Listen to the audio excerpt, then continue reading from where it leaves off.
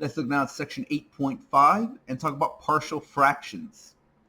In previous sections, I've alluded to the fact that calculus is difficult compared to algebra and trigonometry. There are some analytic tricks that we can use in calculus to simplify things. For example, we can use the calculus of the fundamental theorem, or we can use the calculus behind the theorem of L'Hopital or the chain rule or several others that we've seen. However, oftentimes you're better off simplifying before you ever get to the calculus.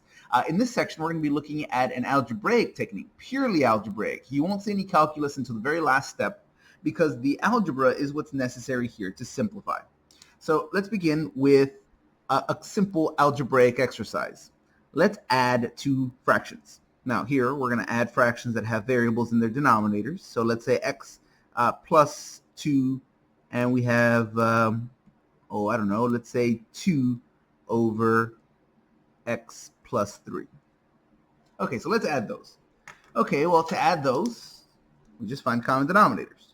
So let me multiply this by x plus 3 on the top and bottom. And let me multiply this by x plus 2 on the top and bottom.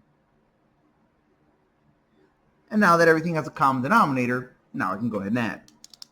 So let me rewrite this as x plus 3 times 1, well, that's x plus 3, over my common denominator. That's, if I multiply this out, that's x squared plus 3x plus 2x is 5x. And then 3 times 2 is going to give us 6.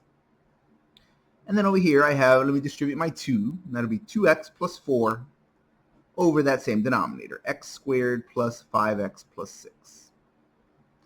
And then, once I have this, I can actually add. Since these have a common denominator, I'm just going to add the tops. So 2x plus 1x is 3x, and 4 plus 3 is 7. Divided by this expression here, x squared plus 5x plus 6.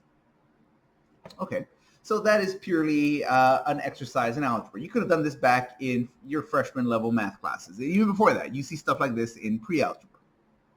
Okay, well now, if the sum of this can be written as this expression, then that means that this expression could be rewritten in terms of these two fractions. That's called writing it with a partial fraction decomposition. So this way is just adding. Going backwards is called a partial fraction decomposition.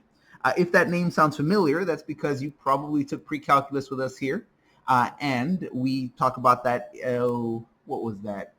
I believe it's chapter 4 in pre-calculus. I forget the exact chapter, but it's definitely a pre-calculus topic.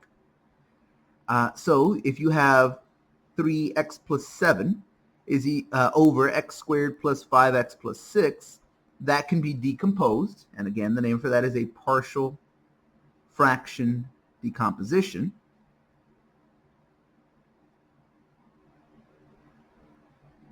That can be decomposed as 1 over x plus 2 plus 2 over x plus 3. And now you say, okay, sure. Well, what does that have to do with integration? After all, that's what this section is about, right? We have methods of integration throughout this chapter. Well, imagine that you were trying to take the integral of this expression here. Let's say we wanted the integral of 3x plus 7 over x squared plus 5x plus 6 dx. Okay, well, I might be able to pull off a completing the square down here so that I could have something that looks like an arctangent result. Oh, but no, that wouldn't have a variable here. Oh, I could use a substitution here. I could call this u. That's not exactly du, but I can fiddle with the constants. So then I could end up with something like the natural log of that expression plus some arctangent function. And that's perfectly fine. That is correct. But wouldn't it be simpler if I could just take this and write it this way?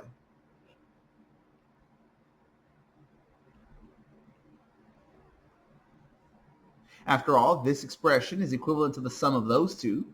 So the integral of this expression would be equivalent to the integral of the sum of those two. But since, of course, this is just the sum of integrals using the linearity property of integration, we could just write this as two separate integrals added together.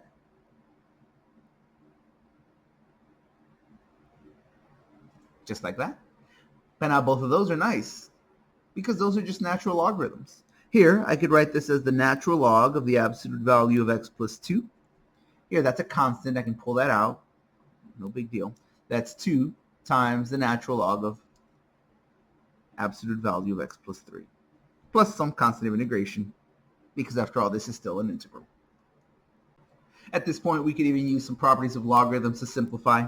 Remember, if you multiply a logarithm by a constant, that constant can be brought up as a power. So we can write this as the natural log of the absolute value of x plus 2 plus the natural log of x plus 3 squared, like that. Technically, you don't need the absolute values anymore because squaring this makes it positive, but just force a habit, I usually put absolute values there. And then here, adding two logarithms allows me to multiply their arguments. So here we can write this as the natural log of the absolute value of x plus 2 times the square of x plus 3, plus some constant of integration. And depending on what I wanted to do, I could further expand this, but I think this is sufficient here.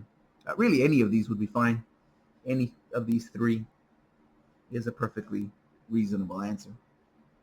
So partial fraction decomposition allows us to take an expression like this, a rational expression, and separate it into the sum of two or more expressions, each of which has a simple integral. Those simpler integrals will usually be either a logarithm or something that involves the power rule, something that's a lot more elementary than having to go through completing the square here and using an arc function and things of that nature.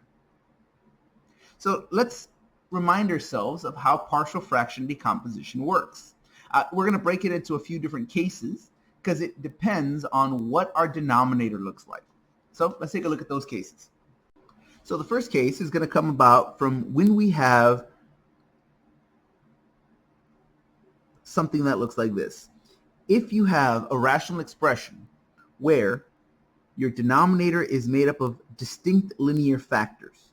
In other words, when you factor out the denominator, you get x minus a, or a plus or minus, x minus b, x minus c, and so forth. Notice all of these are different. X minus 2, x minus 5, x plus 17. None of them repeat. They're all different, and they're all linear. No quadratics or anything of a higher power. Here we have some numerator, and it doesn't really matter what our numerator is, so here I'm just going to say numerator. So here, the case number one is when you have distinct linear factors.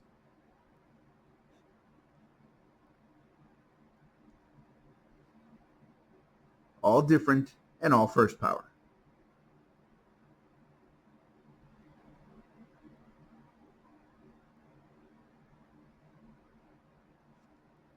With few exceptions, this is the simplest of the partial fraction decomposition cases, because in this case, all you're going to do is you're going to say, okay, I have three linear factors for this example, so it's going to separate into three separate fractions added together. If there were two of these, there'd be two fractions. If there were five of these, there would be five fractions. You have as many of these as there are linear distinct factors in your denominator. Now, this first rational expression, this first fraction, is going to have this first factor as its denominator. This one will have the second factor as its denominator, and this one will have the third factor as its denominator. And then our numerators are going to be constants.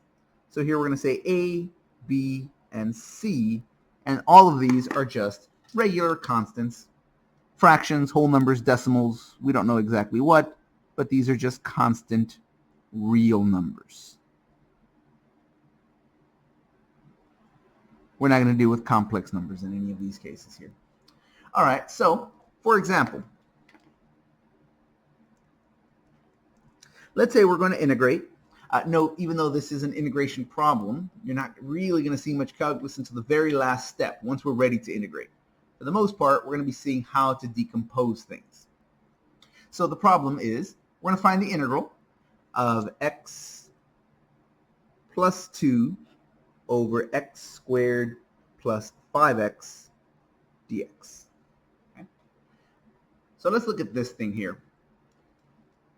X plus 2 over x squared plus 5x. We don't really care what the numerator is. We care to factor the denominator.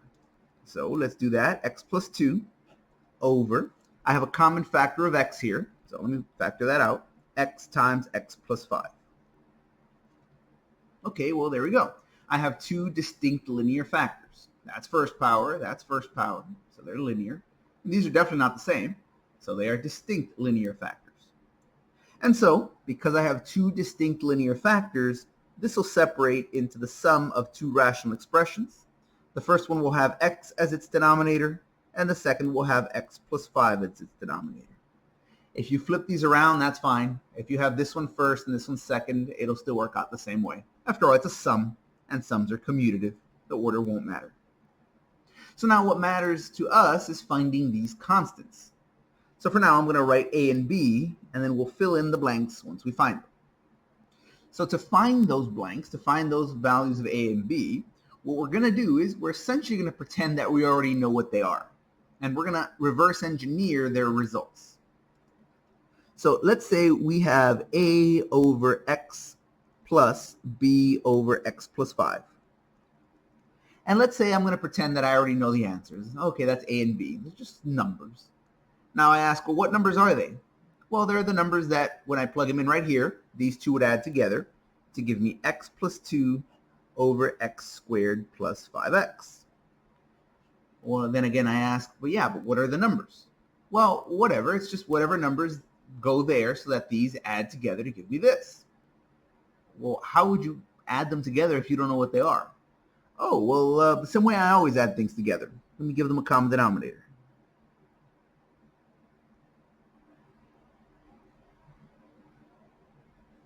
Like that.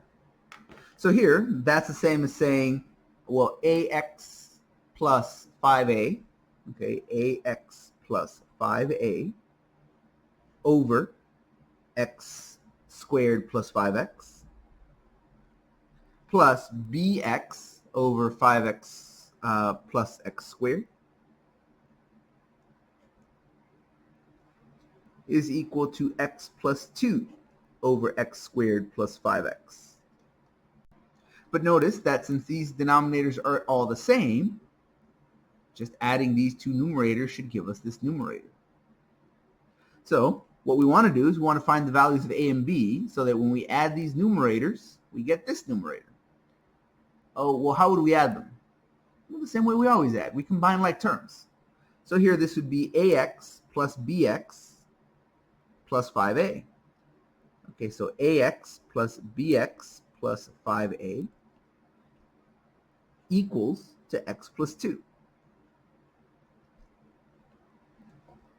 That numerator plus that numerator altogether should give us this numerator, x plus 2. The denominators were already the same, so I don't need to worry about those.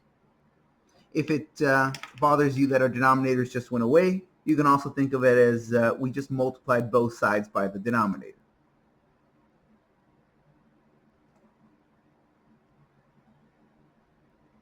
And so those cleared out. Like that. Okay, so ax plus bx is equal to 1x. Oh, well, that means a plus b equals 1. And 5a is equal to 2. After all, both of these have an x, so when I combine their coefficients, it should give me that linear expression. Ax plus bx should equal to 1x. So a plus b should equal to 1. Here, this doesn't have an x. It's a constant. So that constant should match that constant. And so now we know our results. Here, if 5 times a is equal to 2, I can divide both sides by 5, and I get a is equal to 2 over 5. Now, if I plug that in right there, 2 over 5 plus b is equal to 1. Oh, that must be 3 over 5. And those are our results up here. So this value of a and this value of b would come up here. So here that value of a would just be 2/5. B would be 3/5. Just like that. And so now this integral can be rewritten this way. The integral of x plus 2 over x squared plus 5x dx That's equal to the integral of 2/5 over x plus 3/5 over x plus 5 dx. Using linearity, this is now a very nice and simple problem. We can say that's 2/5 the integral of 1 over x dx, factor that out, separate this one, plus 3/5 the integral of 1 over x plus 5 dx. And now we have our result.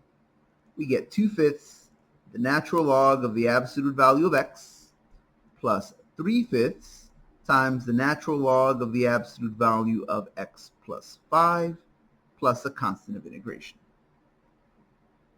And of course, things can be simplified out quite a bit here. We can combine expressions and the like. So here we can even write this as the natural log of the absolute value of x to the 2/5. Like that. This comes up here. This would also come up here. But since these are being added, we can multiply the arguments together. So this is natural log of x to the 2/5. The sum of logarithms becomes a product in the argument. And that's going to be the x plus 5 to the 3/5 power plus a constant of integration. And here that's a common 1/5 power. So we could even write this as the natural log of the absolute value of x squared times x plus 5 to the 3rd power. And then since all of this is under a 1/5 power, we could even say 5th root of all that plus a constant of integration. Note that the bulk of our efforts come in separating out these partial fractions. Once it's a partial fraction, things are really pretty straightforward. Take out the numbers, these are logarithms, and then simplify if you need to. All right, now for our next example, we're going to have one that's almost exactly the same. It's still going to fall into the same case, the same category, but we're going to have one moderate difference here, one very small difference, and that's that we have one step at the beginning that we need to worry about, and that is the fact that our numerator is greater in power than our denominator. Whenever something like this happens, we're first going to have to divide. Note that here you have an improper expression. You have a numerator whose power is greater than or equal to the power of the denominator. So here we should first divide, and then once everything's divided, then we can worry about the partial fraction decomposition. So let's take a moment and do some division here. There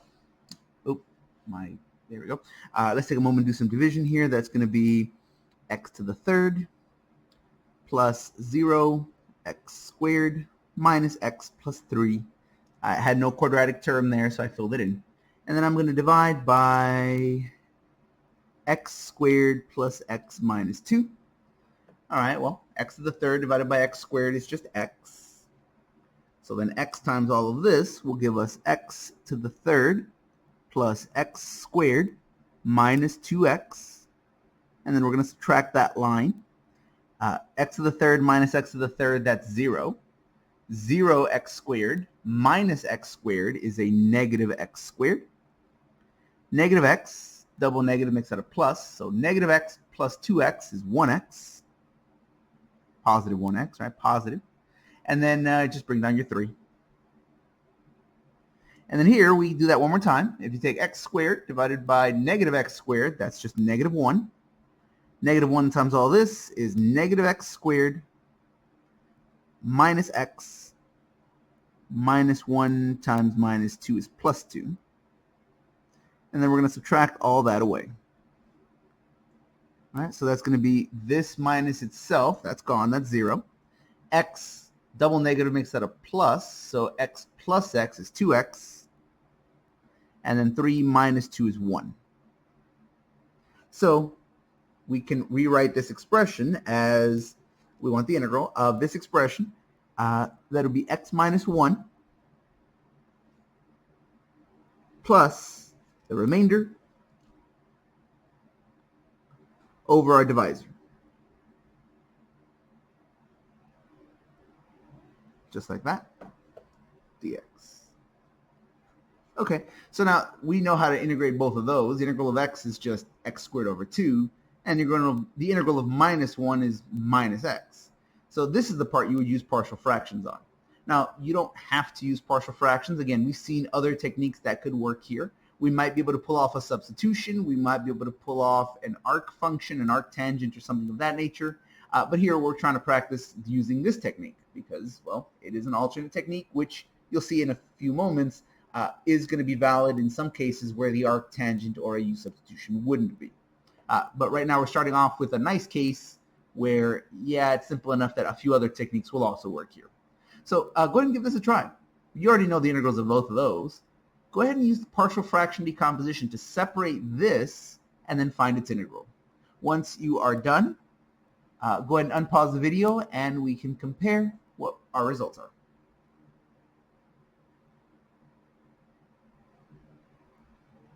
All right, so let's take a look. We're going to decompose this thing right here.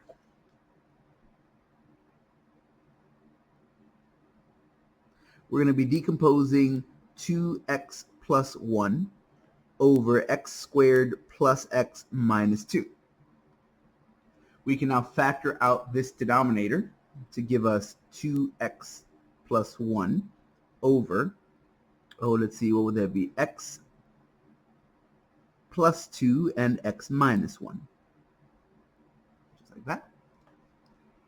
And now we can go ahead and separate this into two separate expressions, namely constant over x plus 2 plus constant over x minus 1.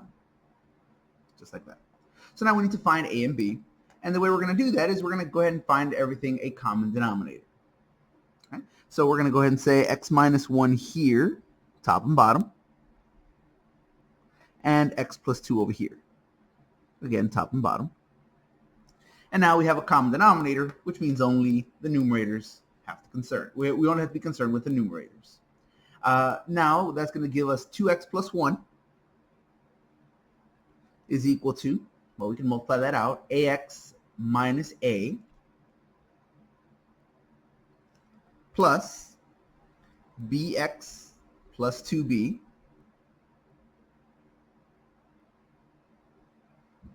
and so now this plus this have to give us this. The two linear expressions have to add up to give me the linear expression. Ax plus bx is 2x, which must mean that a plus b is equal to 2. These constants, they don't have any variables on them, have to give me this constant. So that's going to be 2b minus a equals 1.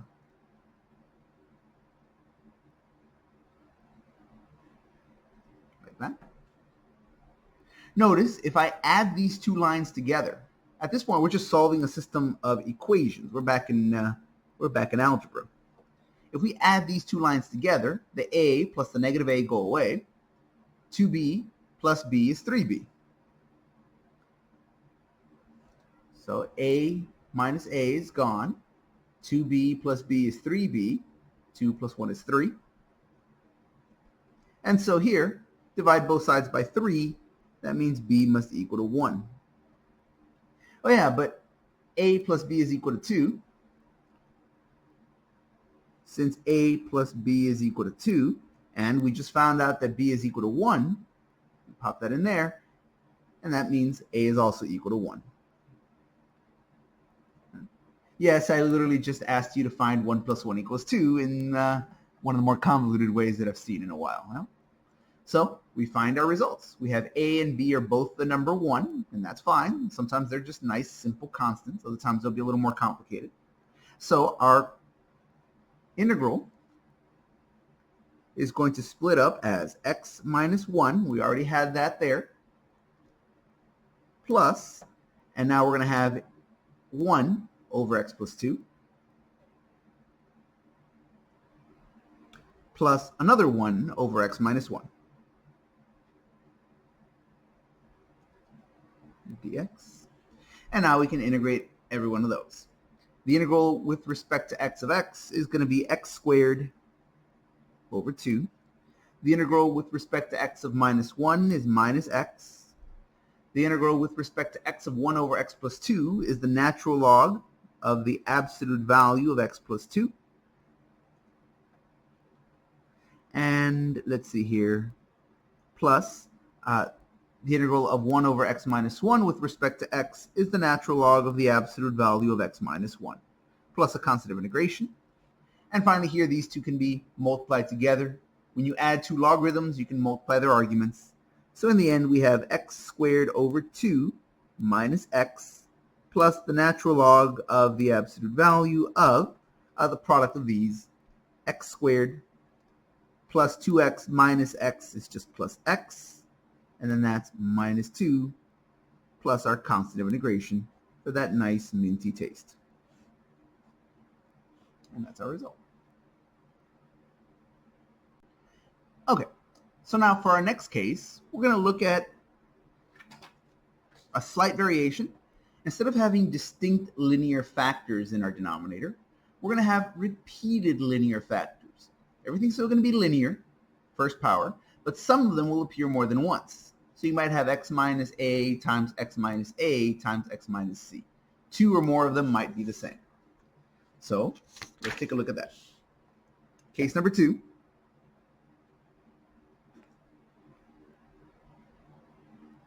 Repeated linear factors.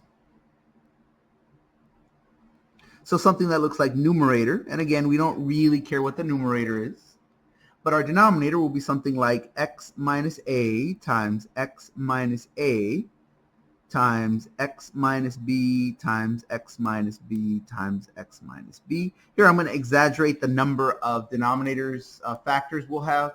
Usually we won't have anywhere near this big, but I'm going to exaggerate this just to illustrate the point of how it should separate. And then let's say we have one that doesn't repeat at all. Okay, if we had something like this, the way it would separate is, okay, this one, well, let's start from the left here. This one repeats twice. So the way you're going to do it is you're going to have a constant over x minus a, so a constant over that expression, plus a constant over that expression squared. So once, and then both of them together. Plus, now we're going to have a constant over, notice our numerators are still constants all the way across. Only our denominators are going to look a little different. Our numerators will always be constant for case number 1 or case number 2. Here, this one repeats 3 times. Okay, so how should that look? Well, we're going to have x minus b by itself. And then we're going to have x minus b squared. And then we're going to have x minus b to the third. Notice that one repeats twice, so we start with it by itself and then repeat it. This one occurs 3 times. It's got a multiplicity of 3, so here it appears once, and then as a pair, and then as a triple. And you know to stop because this number matches this number. This one doesn't repeat at all. Okay, so just like in case number 1, it appears once and then you're done with that.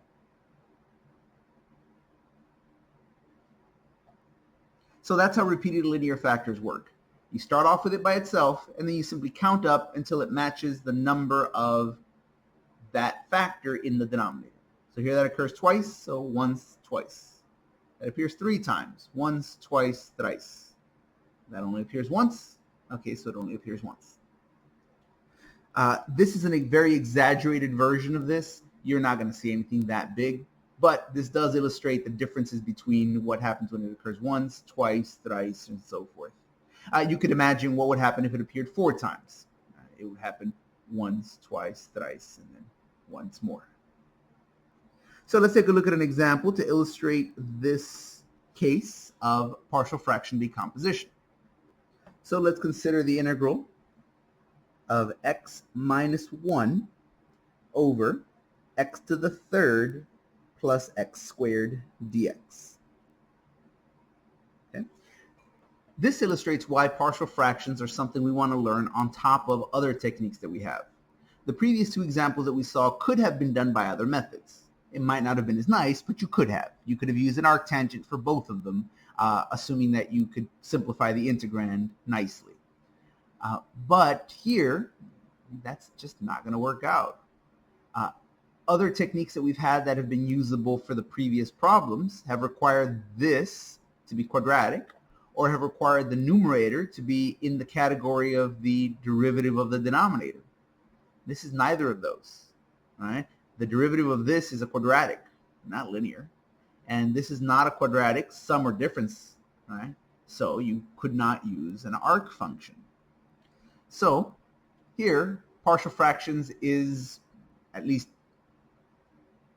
upon initial inspection, the only technique that seems viable right now. Okay, so let's go ahead and do this. Again, the partial fraction decomposition takes the greater amount of work. The integral will be easy at the end once all of this is done. So let's take a look. We're going to start with x minus 1 over x to the third plus x squared, and we're going to factor out this denominator. Okay, well, I notice that I have a common factor of x squared, so let me factor that out. And that is a repeated linear factor. And you say, no, it's not. It's a quadratic. Look, x squared. Well, yeah, but you can think of this as being x times x plus 1. Here, this x squared means x times x. So it is a linear factor repeated twice. So you might say, well, doesn't that mean anytime I have a quadratic here, you'll do the same thing? Not quite. Here the entire thing is being squared. Just as an aside, if you have something like x plus 1 squared, that is repeated linear.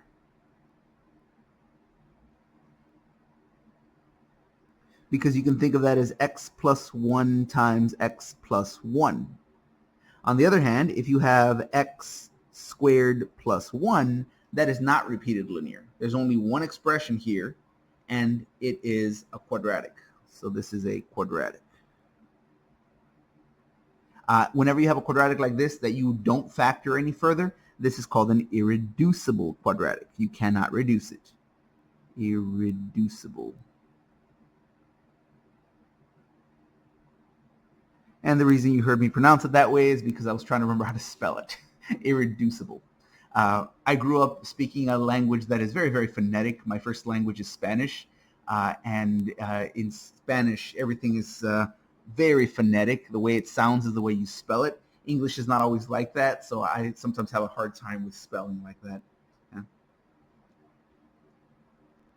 In fact, in Spanish, one of the, for those of you who do not speak it, it's actually for those of you who speak it, you'll probably recognize it right away. In Spanish, if you ask someone how to spell a word, they'll often just repeat it slowly. Becerro. How do you spell that? Becerro. Oh, okay, like that.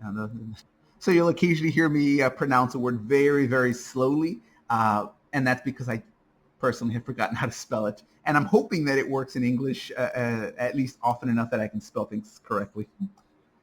All right, so here we go.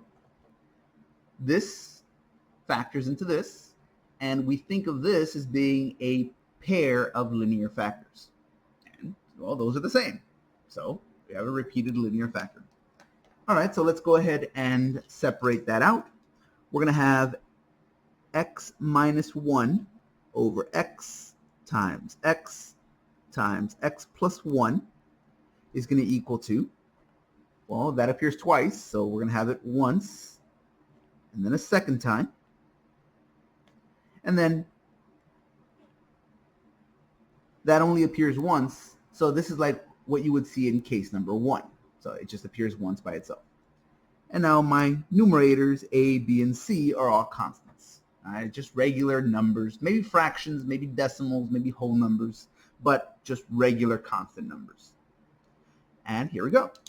So now we're going to do the same thing that we did in case number 1, and that's, let's go and find common denominators for these so that we don't have to worry about the denominators any further, just the numerators.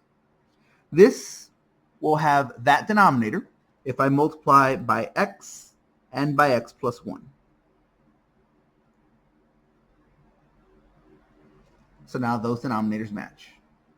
Here, this already has x times x, so I just need to multiply that denominator by x plus 1. And I'll do the same thing in the numerator. This already has x plus 1, so I just need x times x, which I can go ahead and write as x squared. Top and bottom. And so now I have all the same denominators, which means if I multiply by the common denominator throughout, those denominators are all gone, and I just have to worry about my numerators. All right, so let's take a look. I have x minus 1 is equal to, if I multiply this out, ax times x is ax squared. Ax times 1 is just ax, plus b times x, plus b times 1, which is just b, plus cx squared, like that. Okay, so now I have to combine like terms. All right, so ax squared plus cx squared, those are like terms. Notice that over here we don't have an x squared term though. You say, oh, then there must be some mistake. No, not really. All that means is that a and c cancel each other out. Whatever a is and whatever c is, they must be opposites. The way I'm going to write that is a plus c must equal to 0. Because if ax squared and cx squared are added together, their sum will be 0. Because notice there is 0x squared over here. If I have ax plus bx, well, that's going to equal 1x. Because I have 1x right here. Okay, so a plus b must equal to 1. Like that. And finally, b by itself, well, that's got to be that constant right there. So that b must equal that minus 1. Okay, so from that system of equations, I can now find the values of a, b, and c. Note I already have b is negative 1. All right, very nice. Now, if I back substitute that in right there, that's going to be a plus a negative b, plus b, which is plus a negative 1, or just say minus 1. That's equal to 1. A plus b equals 1. Oh, okay, so then a must equal to 2.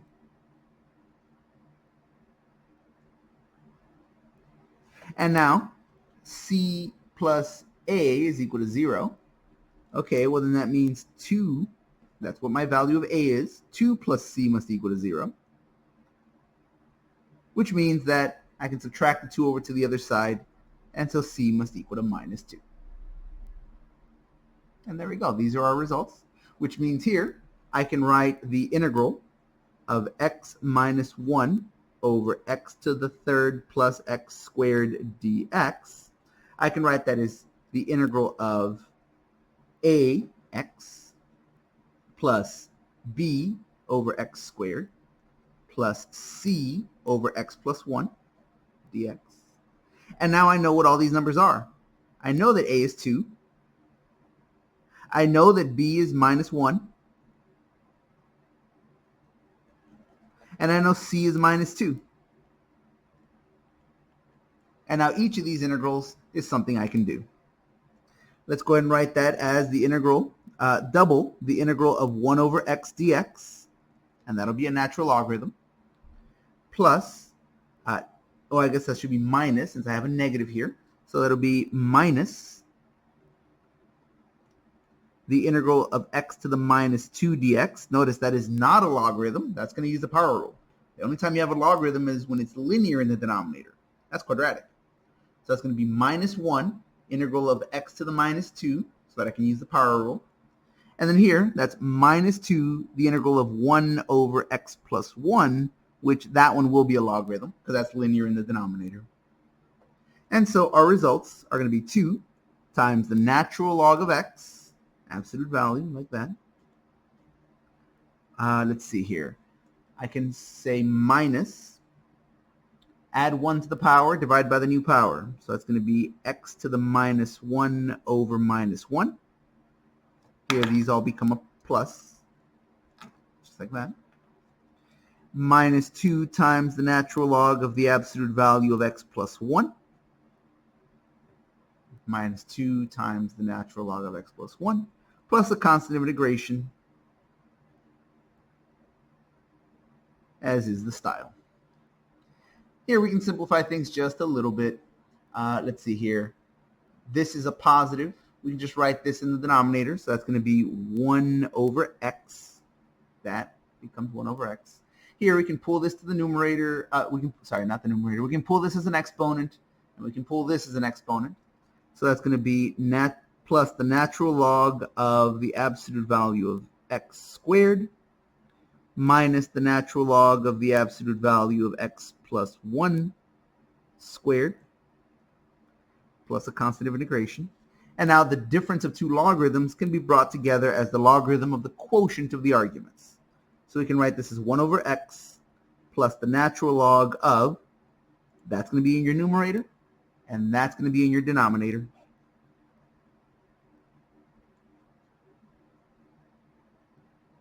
Notice since everything's being squared, there is no more negatives here, so the absolute values are unnecessary.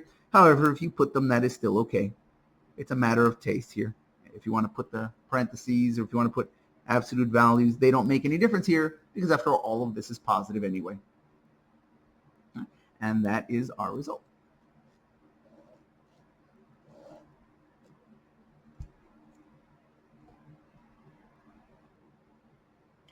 Okay, so now our next case is going to be, all right, so far we've had distinct linear and repeated linear. Okay, well that covers all of our bases in terms of linear. Either there's one or there's several. Well, now let's talk about what happens when we don't have linear factors. Let's talk about quadratic factors. Case number 3. Let's talk about distinct linear and quadratic factors. Now, if you only had quadratic factors, that's fine. If you didn't have any linear ones, here this is sort of an and/or kind of situation.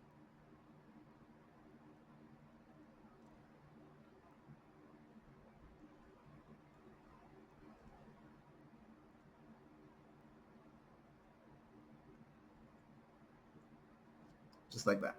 Okay. You might ask, well, that means we're never really going to finish because, okay, we start with linear, then quadratic, next will be cubic, then quartic, then pentic, and so forth and so on. We're never really going to reach the end of this. Well, if you think back to algebra, then it turns out that we already have reached the end of this. Because note that our expressions may begin as quadratics or cubics or quartics or pentics, but we're going to factor them. And you say, yeah, but what if I can't factor them? Remember the fundamental theorem of algebra. The fundamental theorem of algebra tells us that every polynomial expression, which all of these denominators are, for every polynomial expression, you can find a number that is a zero of that function.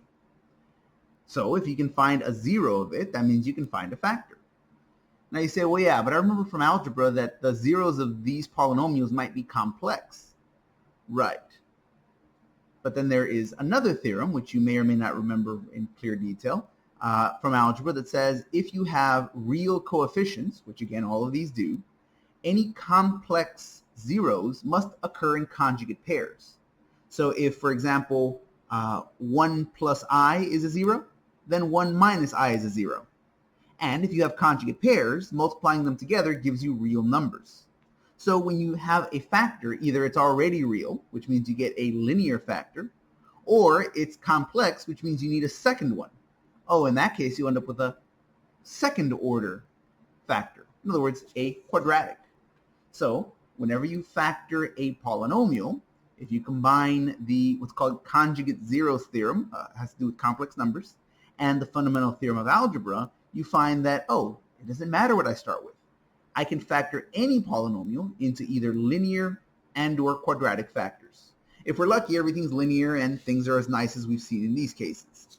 However, because complex zeros are a thing and we don't want to handle complex numbers, sometimes you'll end up with quadratic factors, as you'll see here in these examples.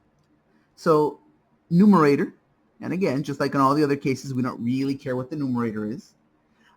Over, here we're going to have a irreducible quadratic. Here I'm not going to write out exactly what it looks like because there's a few forms it might take. So here I'm just going to write in words irreducible quadratic. Irreducible quadratic. And you might have some linear factors. Maybe you do, maybe you don't. And you maybe have a few of them, maybe you don't. But here, they're all distinct. Okay. You might have another irreducible quadratic, right? Again, they're distinct quadratic factors, so you may have more than one.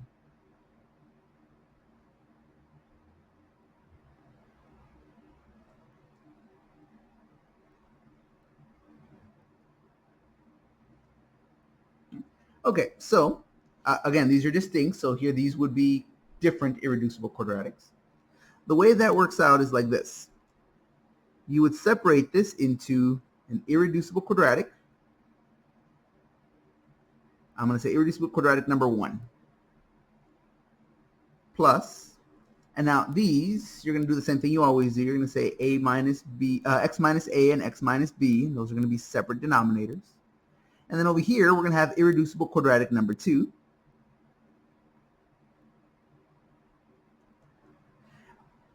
You say, well, yeah, but that's what we saw in previous sections, right? After all, in the last case, we saw that if you have distinct linear factors, you just say, okay, each one is the denominator of a separate expression, and then your numerators are all constants. That's what we have here. I have 4 factors. They're all distinct. So each one of them is a denominator in its own, that should be a minus, in its own separate factor. Well, yeah, what's going to be different is the numerators. These are still going to have the same numerators that we saw in case number 1 and case number 2. They're going to be constants. But here, the numerators of any irreducible quadratics, whether there be one of them or several of them, is going to be linear. So here we would have something like cx plus d, and over here we would have something like ex plus f. So if your denominators are first power, your numerators are 0 power. If your denominators are second power, your numerators are first power. So let's take a look at an example of how that's going to work. Let's consider the integral of 6x over x to the third minus 8 dx. Okay, so let's take this. Our first step is, again, we don't really care about the numerator, but we need that denominator factored out. Okay, well, that's the difference of cubes. That's x to the third minus 2 to the third. And thinking back to our algebra, the way you factor the difference of cubes, that's going to be x minus 2 times x squared plus 2x plus 4. All right, so we factored out our difference of cubes, and we note that this quadratic cannot be factored anymore using real numbers. Now, we've all taken algebra before. We are all familiar with complex numbers, and we realize, yes, that can be factored. You can plug it into the quadratic formula if you like, right? And that'll find you the zeros.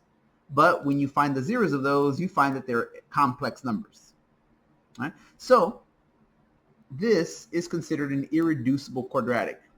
When we say irreducible, we mean irreducible over real numbers. Yeah, that quadratic can be reduced, but it would require you to introduce complex numbers, which we're not doing here. So I guess I should make an addendum here. This is irreducible quadratic over the real numbers.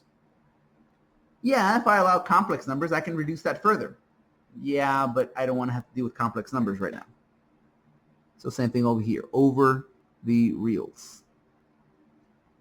This is irreducible quadratic, and again, this is for the reals.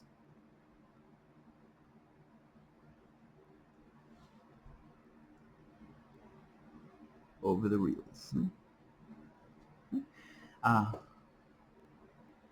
That's the one thing that theoretical mathematics has in common with 80s hip hop, the phrase for reals, right? This is irreducible for reals. All right. So let's take a look at factoring this. We say, well, that's it. That's as far as we can go. That's linear.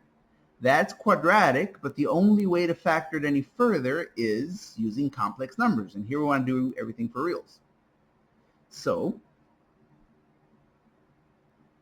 this one will be the denominator of one factor, of one expression, one rational expression.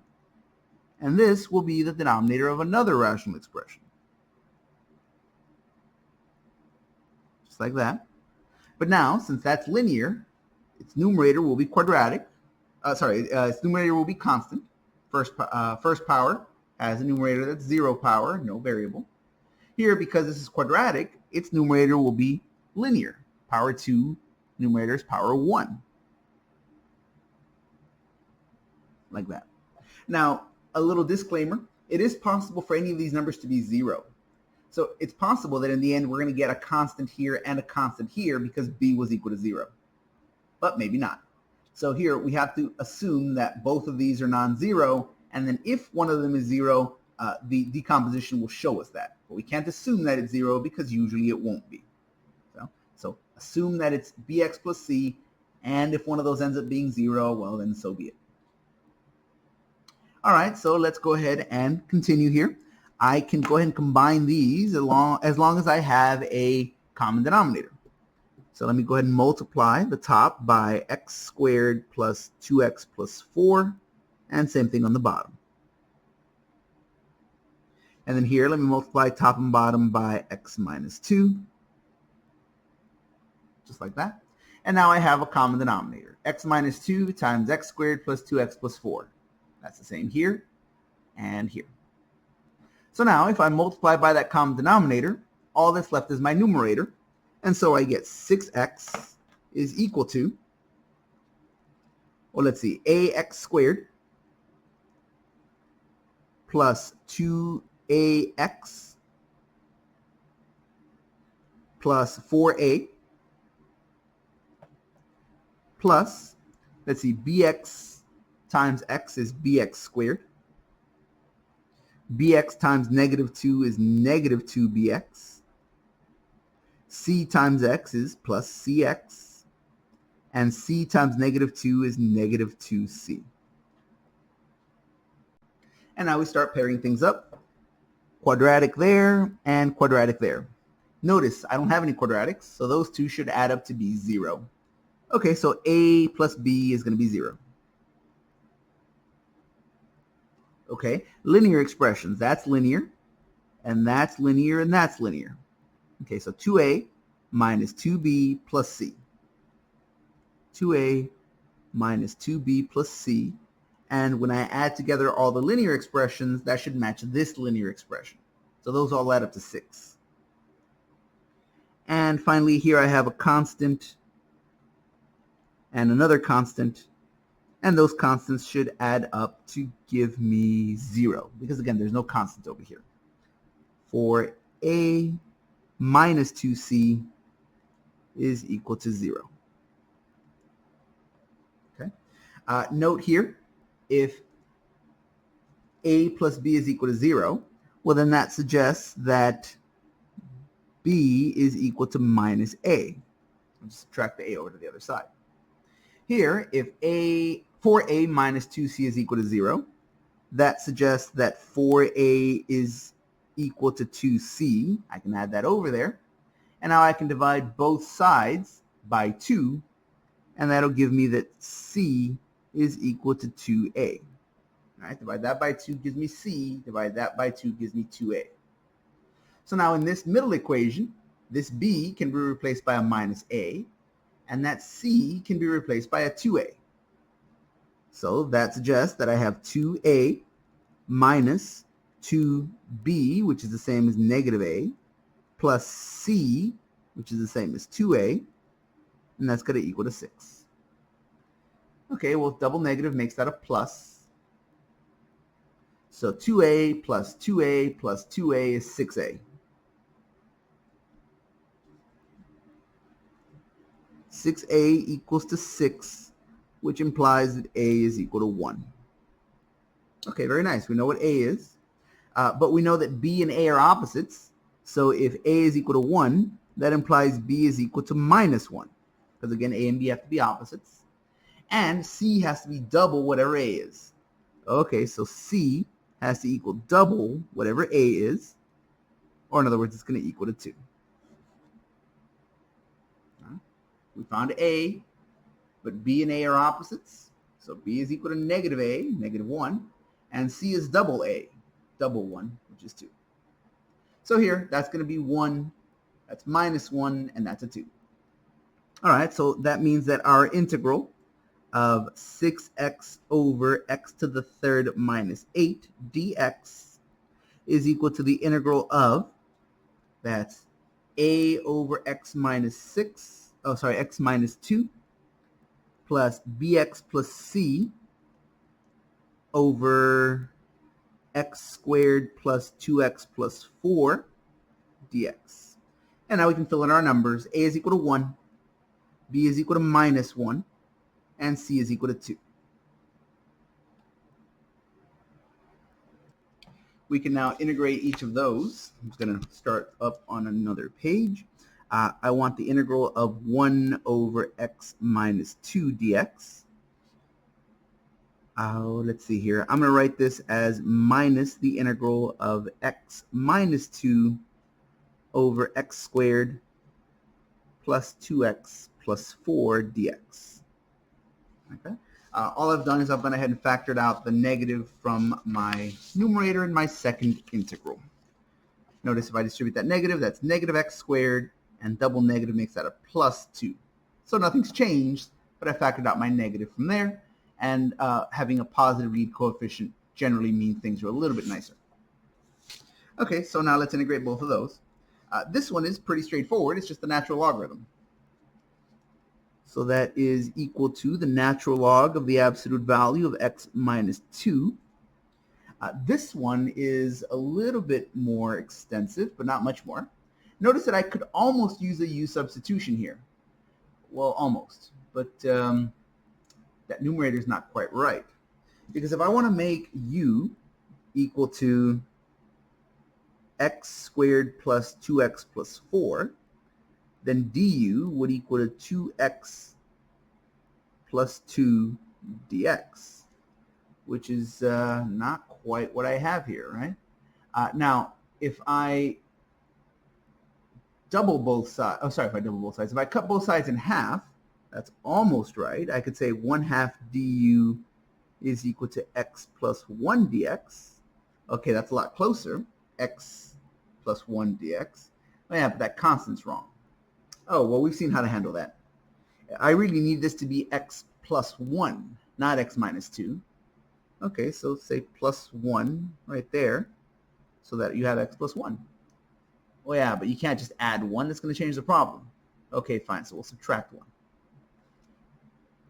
So now we can rewrite that integral as minus the integral of, we'll go ahead and put that in parentheses, that's going to be x plus 1 over x 2x plus 4. Oh, there should be a plus there. X squared plus 2x plus 4 dx. And then minus 2 minus another 1 is minus 3 times the integral of 1 over x squared plus 2x plus 4. Okay. That goes there.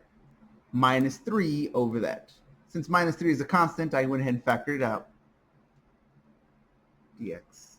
And now I can write this as the natural log of the absolute value of x minus 2 minus, I know this part right here, that's just a u substitution.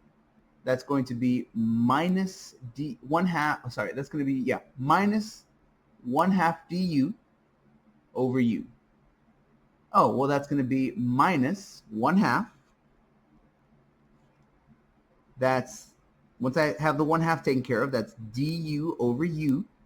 And the integral of du over u is the natural log of the absolute value of u, which, that's your u right there. Okay, so let's plug that back in.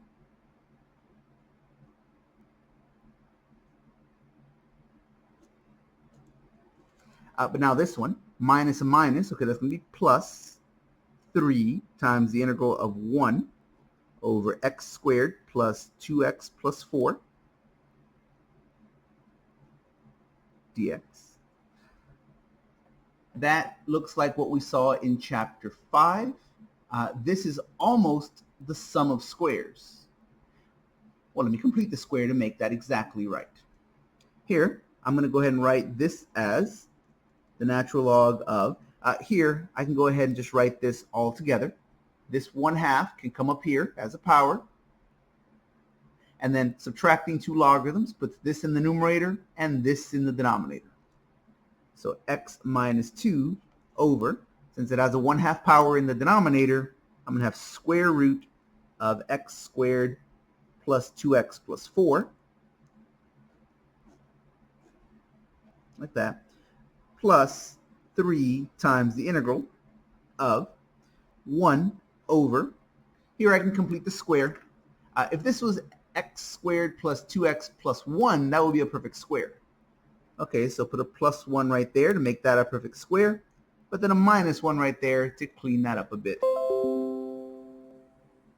So now that can be written as x plus 1 quantity squared.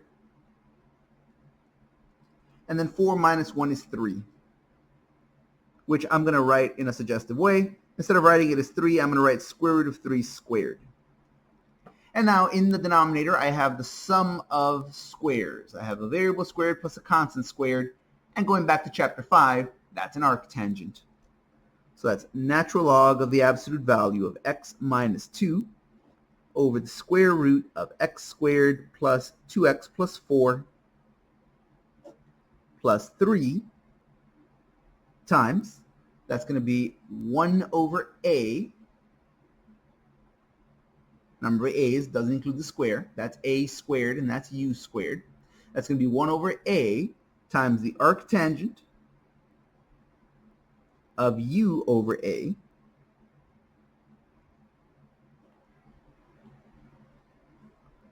plus, now that everything's been integrated, a constant of integration. Here we can rationalize a few things here. We can simplify a few things. Here I can multiply top and bottom by root 3. Same thing over here, root 3. Okay. And that's going to give us, oh, and I suppose if I'm rationalizing, I should rationalize this as well. Multiply top and bottom by square root of x squared plus 2x plus 4. Multiply top and bottom by square root of x squared plus 2x plus 4, like that. And so now everything is rationalized. This will give us the natural log of the absolute value of x minus 2 times the square root of x squared plus 2x plus 4 over, here that's been squared, so no more square root, just x squared plus 2x plus 4, like that.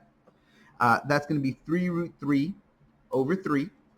Okay, so then that 3 and that 3 divide away, and we're left with plus the square root of 3 times the arctangent of, that's going to be root 3x, and then of course that's going to distribute to the 1 as well, so plus root 3 over root 9, which is just the number 3, plus a constant of integration, which is, without a doubt, the most complicated looking problem we've seen.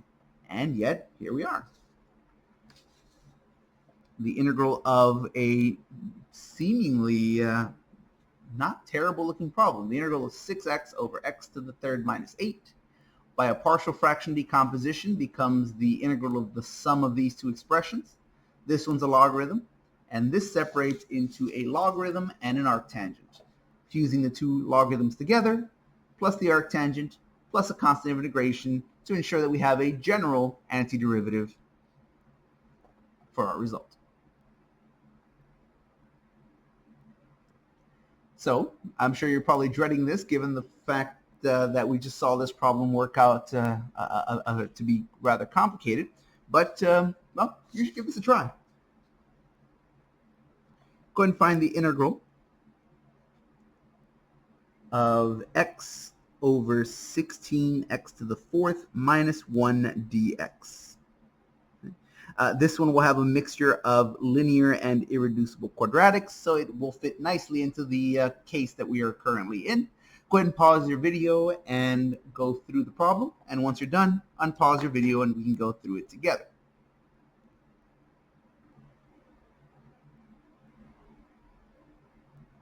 All right, so let's take a look here. We're going to take x over 16x to the fourth minus 1, and we need to factor that denominator. Notice that is the difference of squares. That's going to be 4x times 4x squared 4x squared times 4x squared is 16x to the fourth. 1 times 1 is 1. And so as the difference of squares, it'll factor as a pair of conjugates. Notice that this doesn't factor any further unless you're ready to use complex numbers. But notice this is still the difference of squares, so you can factor that just a bit more. So x over, that's 4x squared plus 1. That's a quadratic, and you cannot reduce that any further as long as you're only willing to deal with real numbers. This, however, can be factored as 2x plus 1 and 2x minus 1. So those are linear, and that's an irreducible quadratic. So we have that x over 4x squared plus 1 times 2x plus 1 times 2x minus 1 will factor as, or I guess not factor, it'll decompose as, we already did the factoring, 4x squared plus 1 in the denominator. Since that's an irreducible quadratic, the numerator will be linear. Again, it's possible for one of these to be 0, but it's not up to us to assume that. It could be that both of those are some non-zero value. So here we assume they are, and if one of them happens to be 0, the problem will show us that as we go through the decomposition. Here we're going to have 2x plus 1, and since that's linear, its numerator will be constant, and same thing over here, 2x minus 1, and that numerator will be constant. So now we're going to go through and give everything a common denominator, and so let's see here, 2x plus 1 times 2x minus 1, and then over here, same thing, 2x plus 1 and 2x minus 1. Here, this one needs 4x plus 1, 4x squared plus 1 times x squared minus 2x minus 1, and same thing in the numerator. 4x squared plus 1 times 2x minus 1. And then this one needs 4x squared plus 1 and a 2x plus 1.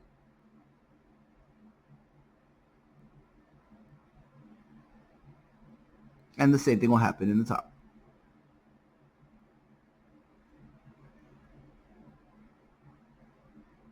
Just like that. Once everything has the same denominator, we just worry about our numerators.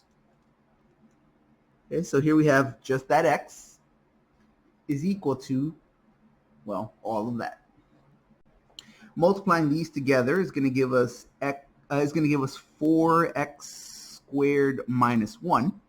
So 4x squared minus 1 times ax plus b, that's going to be that's going to be 4ax to the third.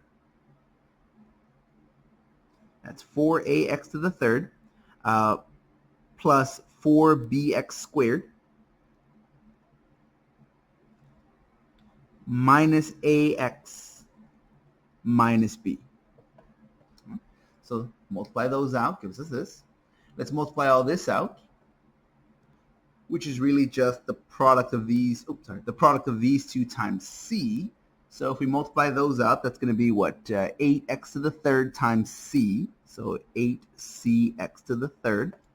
Let's see, that'll be minus 4x squared times c. So minus 4cx squared. 2x times c, that's 2cx. And then minus 1 times c is minus c.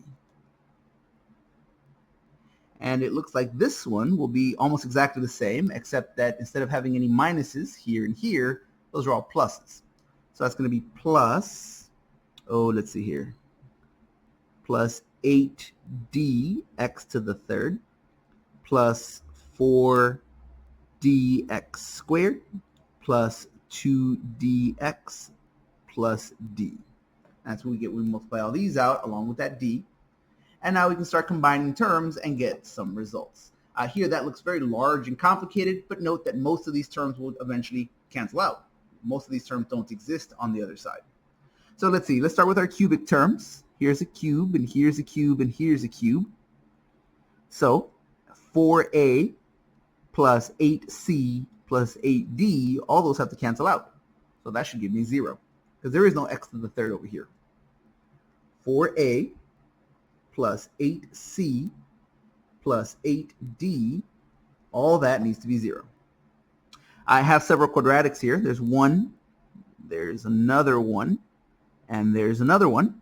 So 4b minus 4c plus 4d, 4b minus 4c plus 4d, and that's got to equal to 0. We have some linear expressions. There's one here, and there's one here, and one here. Okay, so that's going to be minus a minus 2c. Oh, no, that should be a plus 2c, yeah? That's a plus. Minus a plus 2c plus 2d, and that's going to equal to, now those are linear. There's one linear expression here, so those add up to give me 1. And then finally my constants should all be 0 as well. So minus b minus c plus d. Minus b minus c plus d is equal to 0. Okay. I note that these can all be divided by 4, and that's just going to make things a little bit nicer for me. So let me rewrite these slightly differently. Let me write this as a plus 2c plus 2d equals to 0. Smaller numbers are easier to work with. Same thing here. If I divide everything by 4, that's going to be b minus c plus d equals to 0. And I can just leave those alone. Minus a plus 2c plus 2d equals to 1. And minus b minus c plus d is equal to 0. All right, so there's our system of equations, which we now need to solve. Note that these two are almost identical, except these two are different. Oh, okay, well then that means if I subtract these two lines, it's going to get rid of 2 of my variables. So if I take line number 1 and I subtract line number 3, that's going to give me a minus negative a, or in other words, a plus a, that's 2a. 2c minus 2c is 0. 2d minus 2d is also 0. And 0 minus 1 is negative 1. So 2a is equal to negative 1, which means a has to equal to negative 1/2. All right, awesome. We have a value of a. Notice that these two are also almost exactly the same. So if I combine those, let me subtract. That's going to be b minus a negative b. Okay, so b plus b is 2b. Negative c minus itself is 0. And d minus itself is also 0. 0 minus 0 is also 0. Like that, 0. So if I divide both sides by 2, that gives me b is, well, still equal to 0. All right, so those are nice. We have our a and our b. Notice, as I mentioned, it is possible for either of these to be 0. In this case, b is equal to 0. And that's fine. That'll happen sometimes. But we can't assume it's going to be 0, because as we saw in the last example, it's not necessarily 0. Okay, so now we have our a and our b, and from that we can find our c and our d. If we take both of these values and just substitute them into the first and second equation, we're going to get the following. We're going to get a system of equations, negative 1/2 plus 2c plus 2d is equal to 0. And here, b is equal to 0, so that goes away. And that's just going to be minus c plus d is equal to 0. Okay. I could now divide the top line.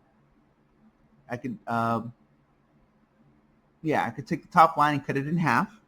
So that's going to give me negative 1/4 plus c plus d equals to 0. And minus c plus d equals to 0. Okay. And now, if I just add those two lines, notice those two are going to go away. So by adding these two lines, we get negative 1/4 plus nothing. Well, that's going to stay negative 1/4. Adding these two together gives me 0, and adding those two together gives me 2d. And now I can solve for d. I get that 2d is equal to 1/4 by adding that over, and then cut both sides in half. So d is equal to 1/8. But here, from this previous line, we know that negative c plus d is equal to 0. Or in other words, if I add c over to the other side, I get d and c are the same number. Oh, so if I found d, that means c must also be the same number. All right, this line right here tells me negative c plus d is equal to 0. All right, that was this line. I had b was equal to 0, so I plugged that in right there. So negative c plus d is equal to 0. I can add the c over to the other side, and I get d is equal to c. So once I know what d is, that same number is going to be c. And so now I have all of my constants that were required.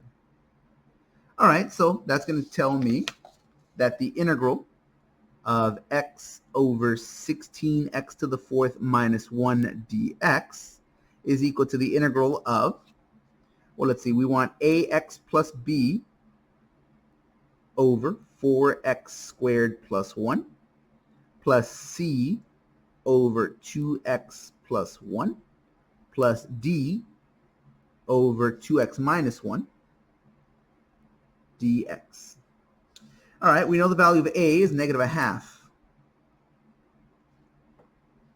We know the value of b is 0, so we'll pop in a 0 right there. The value of c and d are both 1/8. Just like that. Now we can go ahead and separate this out. That's going to be the, well, negative 1/2 is just a constant here, so let's pull that out.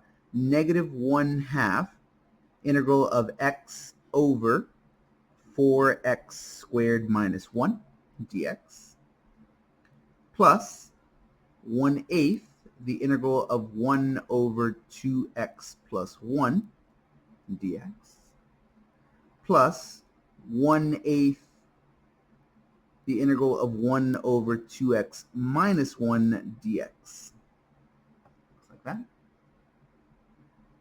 Okay, here I can do one of two things. One thing I could do here is I could say, well, that's almost a natural logarithm. Oh yeah, but that denominator has something other than just x or x plus a constant. So here I should probably use substitution. If that 2 wasn't there, that would be nice, because that would just be the natural log of x plus 1. Well, you know, that's just a constant. You factor it out. You say, yeah, but I can't just factor out. It's not common. Sure it is. I can write 1 as 2 times 1/2. So here it might be in our best interest to write this as 1/16 integral of 1 over x plus 1/2 dx. And now it's just a nice natural logarithm. You don't have to do it that way. You can, of course, write it as a substitution, but this is probably a little bit neater to work with. And same thing with this one. That's 1/16 integral of 1 over x minus 1/2 dx. Okay. This one can be done by a substitution. Let me go ahead and write that. Negative 1/2. Let's see. Yeah, that's fine. Integral of and x over 4x squared minus 1 dx. Okay, this one we need a substitution for. If we take u to equal to 4x squared minus 1, then du is going to be 8x dx, which is almost exactly what that is. I should divide both sides by 8. So 1/8 du is equal to x dx. And so this is going to become negative 1/2 the integral of x dx, that's 1/8 du over just u, which we can write as, we can factor out the 1/8 to write that as negative 1/16 integral of du over u, which we can write as negative 1/16, and that integral is just the natural logarithm of the absolute value of u, plus a constant of integration, which we'll worry about at the very end. Note that u is a stand-in for 4x squared minus 1. So here we can bring this back into the original variable of x by writing this as negative 1/16 the natural log of the absolute value of 4x squared minus 1. Okay. So that is our integral here. So this expression, this integral, is simply negative 1/16 the natural log of the absolute value of 4x squared minus 1. Plus, that's going to be 1/16 the natural log of the absolute value of x plus a half, plus 1/16, plus 1/16 the natural log of the absolute value of x minus a half, plus our constant of integration. Those are all logarithms, and after a substitution, that is a logarithm as well. Note that we have a common factor of 1/16, so we can write this as 1/16 times, let me put the positive ones first and then the negative one, natural log of the absolute value of x plus a half, plus the natural log of the absolute value of x minus a half, minus the natural log of the absolute value of 4x squared minus 1, plus a constant of integration. Here we can merge these together because after all this is a sum and difference of logarithms. So we can write this as 1/16 times the natural log of the absolute value of. Since that's a sum of logarithms, those get multiplied together, and that'll give us x squared minus half x squared plus half x squared. Well, that goes away. And then the product of these is minus 1/4. Over, here we have 4x squared minus 1 in our denominator since that's being subtracted, plus a constant of integration. Complex fractions are a no-no when you simplify, right? So here let's multiply top and bottom by 4. Here, if you multiply top and bottom by 4, nothing really happens since those two would cancel.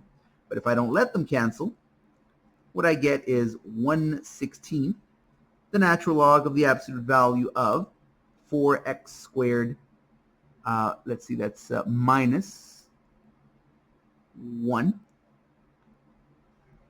over 4. Oh, wait, that can't be right. I made a mistake here somewhere. Oh, what did I do wrong? Oh, it's just a little typo here. Up here, this denominator is 4x squared plus 1, and for some reason I just turned it into 4x squared minus 1. That should be a plus.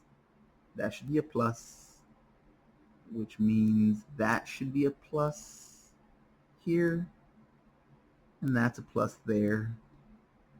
That's a plus, so that's a plus, and our denominator is a plus. My apologies. There's a little typo there. That plus, I changed it to a minus. I have not changed it back to a plus right here, here, here, here, here, and then when I changed the order, that one came to the end, and now that's in the denominator there. The reason I thought, oh, that can't be right, is because if that's 4x squared minus 1 on top, and if that's 4x squared minus 1 on the bottom, those will cancel out, and all our variables are gone. And that shouldn't be happening. We shouldn't have an expression without any variables. So now our denominator, we can distribute that out. That'll be 4 times 4, that'll be 16x squared plus 4, plus our constant of integration. And there we go. So that's a nice result. Incidentally, in the end, you may have gotten slightly different answers than I did. Depending on your choice of substitution, you might have ended up with this expression being 4x squared minus 1 and 4x squared plus 1. And you might say, okay, where did that extra constant go? If that is in the numerator, and this is what I have in my denominator, where did that 4 go? Remember, the natural log of 4 is a constant. So if you separate that out, it can be absorbed into this constant. So this expression is equivalent to having 1/16 the natural log of 4x squared minus 1 over 4x squared plus 1. Basically, that extra 4 can be separated out as natural log of 4x squared minus 1 over 4x squared plus 1 minus natural log of 4, which is that 4 in the denominator. And since the natural log of 4 is a constant, it becomes part of that constant. So if you ended up writing 1/16 the natural log of the absolute value of 4x squared minus 1 over 4x squared plus 1 plus a constant, that is also equivalent. That means the same thing, because after all, here, that extra constant of 4 can be separated out by saying minus natural log of 4, and that natural log of 4 plus a constant is still just a constant. Here, these two would be different constants, but since they're constants, we don't really care what they are. So here, these are equivalent. Either one is fine. And if you made the choice of taking that 1/16 and writing it as the 16th root of all of that, that's fine too. Right? All of those are equivalent to each other. Whenever you have logarithms, there's a few different ways of writing it, so any of these are acceptable. And finally, for our last example, let's take a look at the last case of what happens if you have repeated quadratic denominators. Case number 4, repeated irreducible quadratics. Okay, so for example, let's say we have the integral of 8x to the third plus 13x over x to the fourth plus 4x squared plus 4. Okay. Numerator has a lower power than the denominator, so no need to divide. Even though this is a big power, it's still smaller than that one. I can factor that denominator.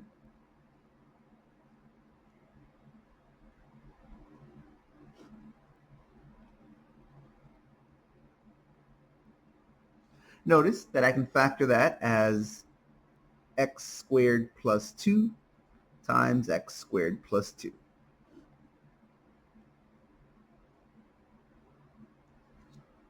Okay, so I have irreducible quadratics. Notice I can't reduce this any further without involving complex numbers. I can tell that because the zeros of this are complex. If I say x squared plus 2 is equal to 0, that's the same as saying x squared is equal to negative 2. Or in other words, x is the square root of negative 2.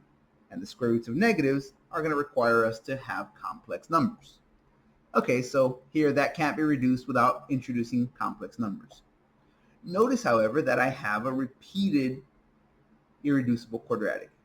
All right? They're both irreducible, but they're both the same. So the way that's going to look is a lot like case number 2, where, okay, it repeats a couple of times. So first you use it once by itself, and then you use it squared. If it repeats more than that, well, the first time you use it by itself, the second time squared, the third time to the third power, and so forth as your denominators. So here, we're going to do pretty much the same thing. We're going to say, okay, this repeats, so use it once by itself. X squared plus 2 is your denominator. Plus, in your other denominator, you're going to have this to the second power. In other words, you're using both of those. If this repeated 3 times, you would do it once, twice, and thrice. If it repeated 4 times, 5 times, 6 times, it doesn't matter. You would use it as many times, starting from power 1 to power 2 to power 3 to power 4, until you reached the full power of the denominator. Because these are irreducible quadratics, your numerator is going to be linear. You say, well, yeah, but that's quadratic squared. Does that make a difference? No. If it's by itself or if it's repeated, it doesn't make a difference. With linear denominators, that's the wrong page. With linear denominators, it doesn't matter if they don't repeat at all, or if they repeat twice or 3 times. Either way, your numerators are all constants. Same idea here. If your irreducible quadratic repeats only once, or twice, or 3 times, or whatever, your numerator is still just going to be linear. So here we're going to have ax plus b, and then that will also need a linear numerator, cx plus d. If you had another one, you would have ex plus f, and so forth and so on. No matter how many times it repeats, the numerators of linear denominators are constants, and the numerators of quadratic denominators are going to be linear, right? Irreducible quadratics. All right, so let's go ahead and do that.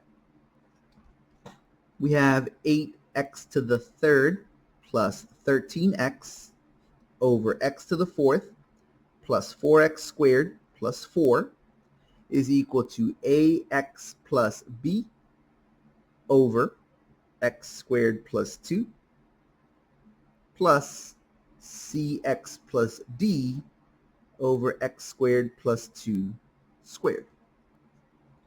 Okay, so now we're going to take these and give them a common denominator. Notice this is already this. X squared plus 2 squared is already x to the fourth plus 4x squared plus 4. So that one doesn't need any changes.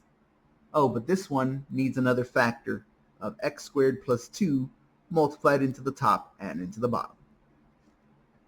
Okay, so now everything has a common denominator. So if I multiplied everything by the common denominator, all that would be left is my numerators, namely 8x to the third power plus 13x.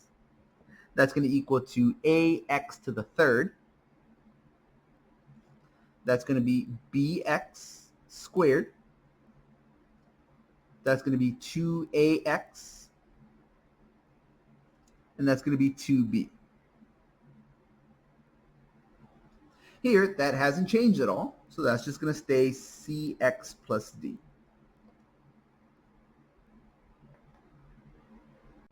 Lining things up, we realize that we already know what a is because that is the only cubic, so it must match with that cubic. So that means a has to equal to 8. Okay, well that's nice. We have quadratics. There's a quadratic here. Oh, in fact, that's the only one. So that means that that quadratic must match with this quadratic. You say, what quadratic? I don't have any of those. Okay, so then b's got to be 0. Isn't that nice? Here, if b's got to be 0, that means I can completely ignore that term and that term. Right? If b is 0, well then it's 0. It's gone. Okay, so now let's take a look at our linear expressions. That's going to be 2ax plus cx. Okay, so then these coefficients have to add up to give me 13. So 2a plus c equal 13.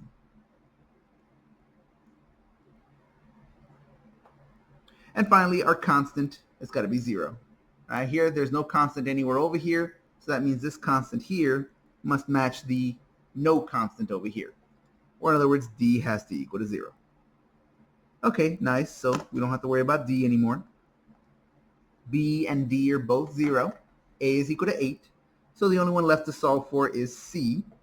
Here we have c is equal to 13 minus that 2a. And we know a is equal to 8. So that's going to be 13 minus 2 times 8. 13 minus 16 is negative 3. So now we have all of our values. Turns out b and d are both 0. A and c are both valued at 8 and negative 3 respectively. So we have the integral of 8x to the third plus 13x over x to the fourth plus 4x squared plus 4 is equal to the integral of ax plus b. Well, we know a is 8 and we know b is 0, so I can write plus 0, but it's probably better just not to write anything, over x squared plus 2. Plus, here, cx plus d. Well, I know c is equal to negative 3. And I know d is equal to 0. So again, I can write plus 0, but I'm probably better off just not writing anything. Looks like that. And all of those are with respect to x. So dx like that. Oh, my apologies. That should be a square there, shouldn't it? That denominator has a square on it. And so now each of these can be split up and handled on their own. So let me go ahead and do that. Right here, the integral of 8x over x squared plus 2. I'm going to do just that integral right here. I can use a u substitution. u is equal to the denominator x plus 2, which means du is 2x dx. Okay, so I need to quadruple both sides, because here I don't have a 2x, I have an 8x. Okay, so 4 du is equal to 8x dx. And so that's going to give me the integral of 8x dx, that's 4 du, I kick the 4 to the outside, over just u. And that's going to equal to 4 times the natural log of the absolute value of u plus a constant of integration. And since u is equal to x squared plus 2, that's going to give us 4 times the natural log of x squared plus 2. Note x squared plus 2 is always positive, so that means that if we don't write the absolute values there, that's still equivalent, right? Absolute values make everything positive, but this is always already positive, so we can leave it like that. Or if you like, you can leave the absolute values. It doesn't make a difference since that's already positive. And that's our first integral. Our second integral, let's see here, that's the integral of, let me take that minus 3 out there, minus 3x over x squared plus 2 squared. Again, let me use a u substitution. U is equal to x squared plus 2. So du is 2x dx, like that. And here I don't have a 2x dx. I just have x dx. Okay, so let me cut both sides in half. 1/2 du is equal to x dx, like that. And so this x dx can be written as, well, I have a negative 3 on the outside. That 1/2 I can kick outside, so that's negative 3 halves. The integral of du over, now that's not u, that's u squared. So here that will not be a natural logarithm. I can use the power rule for that one. That's negative 3 halves times the integral of u to the minus 2 du. And by using the power rule, I can write that as negative 3 halves u to the minus 1 over minus 1. Add 1 to the power and then divide by the new power, plus a constant of integration. Here, the negatives divide away, so that's gone. Gives me just regular 3 halves instead of a negative. And note that u, since it has a negative 1 power, belongs in the denominator. Well, we know that u is equal to x squared plus 2, so let's go ahead and multiply that back in. That's going to be 3 over 2 times x squared plus 2 plus a constant of integration, just like that. And so in the end, that gives us our result. That first integral is going to be 4 times the natural log of x squared plus 2. I'll merge the constants together at the end. This is going to be 3 over, I'll multiply that out, so that's going to be 3 over 2x squared plus 4 plus some constant of integration, which is really the merging of those two constants together.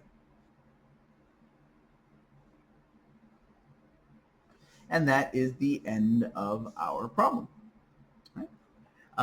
As a recap, whenever you have linear denominators, you're going to have constant numerators. Whether they repeat or not, that doesn't matter. If you have linear denominators, you have constant numerators.